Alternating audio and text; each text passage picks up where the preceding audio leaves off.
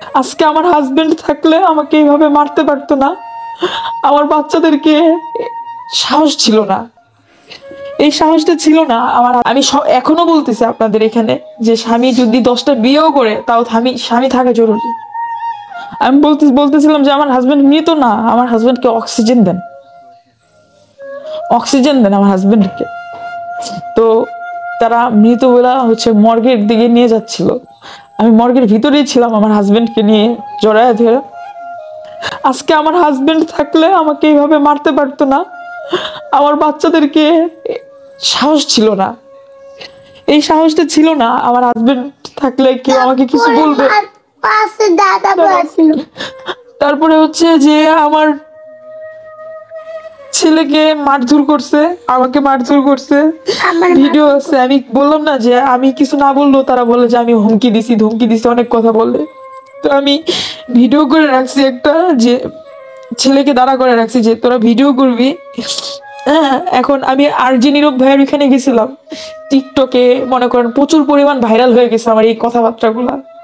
আমি এখনো বলতেছি আপনাদের এখানে যে স্বামী যদি 10টা বিয়েও করে তাও স্বামী থাকা জরুরি।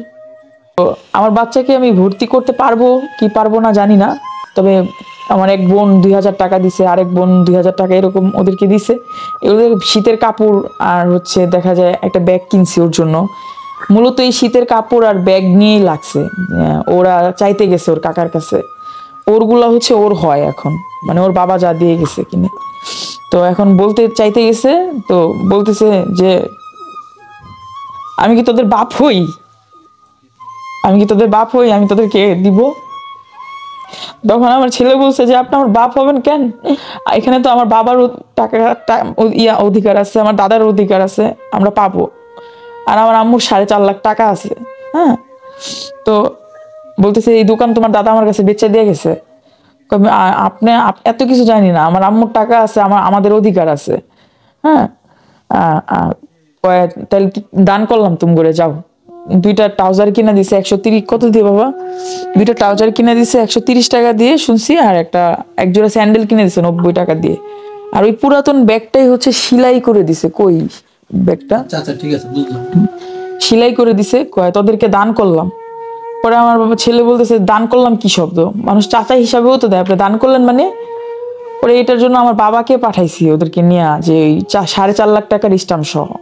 আপনার বাবাকে? আমার বাবাকে। সে মানে করে, মানে এক সাইড প্যারালাইজ, তো লাঠিতে ভর দিয়ে হাঁটে। তো এক পর্যায়ে আমার বাবাকে মারা হলো, মানে ধাক্কা মারা হয়েছে। কে মেরেছে?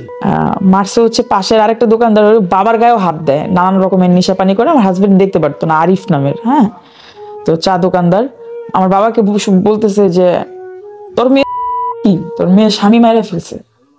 আমি কই হলো আমার মায়ের মারেনি।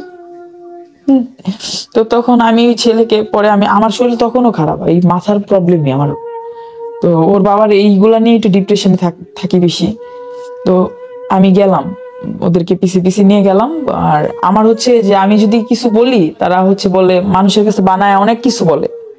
তো অনেক কিছু বলার কারণে যে আমি একটা ছেলেকে বুদ্ধি করে, চার্জ ছিল না পুরোপুরি মোবাইলে আমার সমস্যা, আমার মোবাইলটা ভাঙা। দেখেন আমি এমনি, মানুষ বলতে পারে যে মোবাইল পুরো ভাঙা, এই অ্যাডপশন প্রোডাক্ট গ্লাসও ভাঙা ছিল, চেঞ্জ করছি এর জন্য।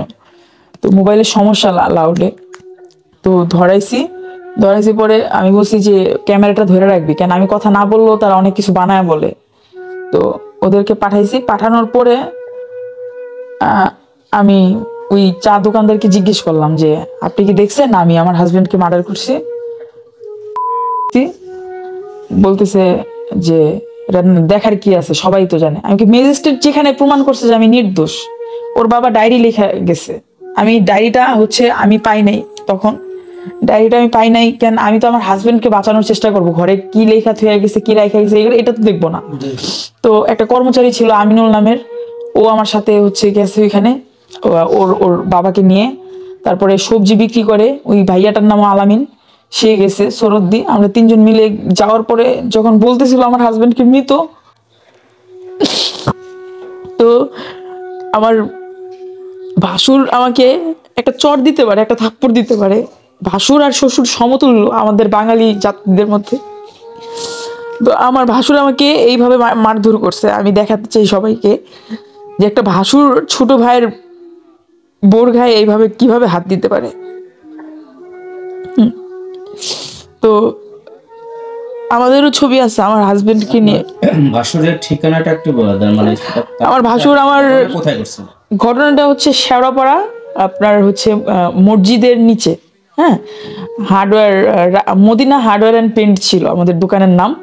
আমার শ্বশুর মারা যাওয়ার সাথে সাথে নাম চেঞ্জ করে ফেলছে, রাজীব ইলেকট্রনিক্স দিছে, হ্যাঁ, পুরাটাই। আচ্ছা, আরেকটা বিষয় আমি জানতে চাচ্ছি যে আপনার পারিবারিক অবস্থা কিরকম, যে আপনি এত কষ্ট করতেছেন?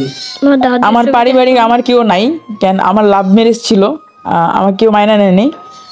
আর আমার বাবার অনেক টাকা ছিল, কিন্তু আমার বাবার টাকাগুলো সব হচ্ছে আমার হাজবেন্ডই নিছে, হ্যাঁ, গাড়ি কেনার কথা বইলা নিছে, তারপরে আপনার অনেকভাবেই ওই পটায় টাকা নিছে। আপনারা ভাই বোন কয়জন? এক ভাই এক বোন। মানে আমার ভাইকেও অ্যারেস্ট করায় দেওয়া দিছে আমার হাজবেন্ড, আমার বাবার টাকার জন্য।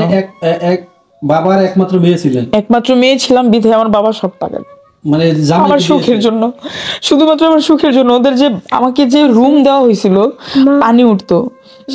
এই যে আমার বাবা, হ্যাঁ, আমার এই 2 বাচ্চাকে মানুষ করছে আমার বাবা, এবং সিজারের টাকা হইতে সব দিছে আমার বাবা, ঠিক আছে। তো এই যে আমার ভাসুর, আমি কথা বলতেছিলাম তার সাথে, ভালোভাবেই কথা বলতেছি।